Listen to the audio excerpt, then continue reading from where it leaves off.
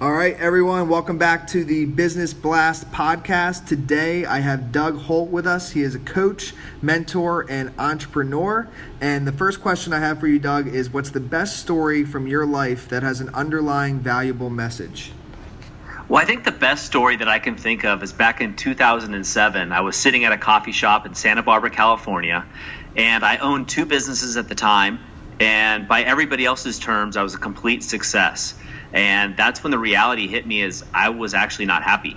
And so what I realized at that point was a turning point for me was that where I figured out I was actually living in somebody else's story, somebody else's success.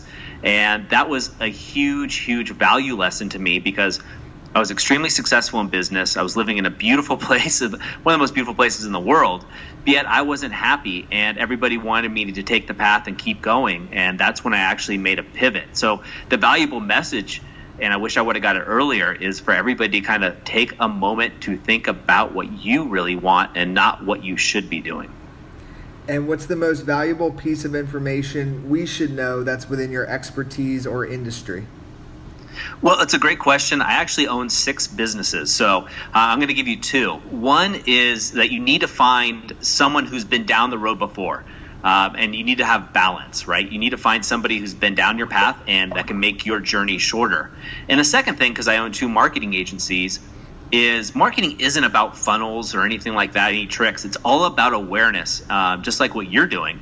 And you need to be an authority in your niche, and that starts with awareness. And what's your best piece of overall business advice? Wow, I coach business owners, so I got a lot to go through. But I know that most business owners feel as if they're going 1,000 miles per hour, but not getting anywhere. It's kind of that idea of going fast, but not getting anywhere quickly. And if business is a sport, what I would ask people is, who's your coach and how are you training?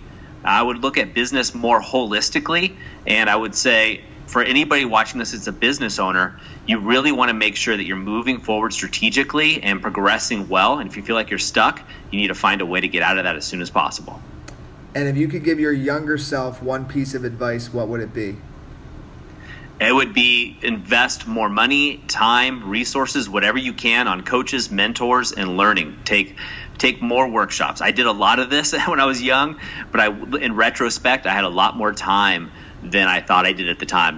Don't go out as much, spend time, be around people that have already been down the path, surround yourself with great mentors. And in your opinion, what's the key to happiness? By far, the first thing is defining what success means to you. Just based on that story I just told you, for me back in 2007, by most people's terms, I was a complete success by anything you want to check off, but I just wasn't completely happy. And then what I would say is the key to happiness is really writing your own story rather than living somebody else's. Very few people take the time to sit down and plan out what they want their life to be like.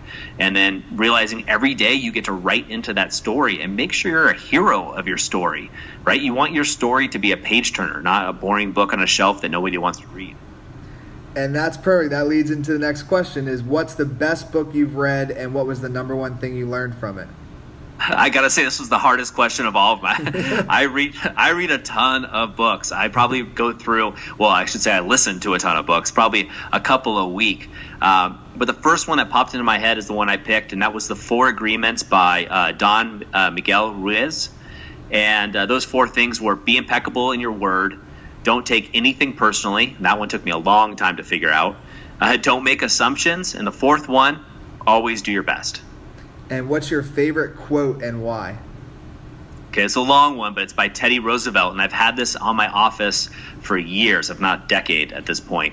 And it goes like this: it is not the critic who counts, not the man who points out how the strong man stumbles or where the doer of deeds could have done them better. The credit belongs to the man who's actually in the arena, whose face is marred by dust and sweat and blood, who strives valiantly, who errs, who comes short again and again, because there is no effort without error and shortcoming, but who does actually strive to do the deeds, who knows great enthusiasms, the great devotions, who spends himself in a worthy cause, who at the best knows in the end of the triumph, of high achievement, and who, at the worst, if he fails, at least fails while daring greatly, so that his place shall never be with those cold and timid souls who are neither know victory nor defeat.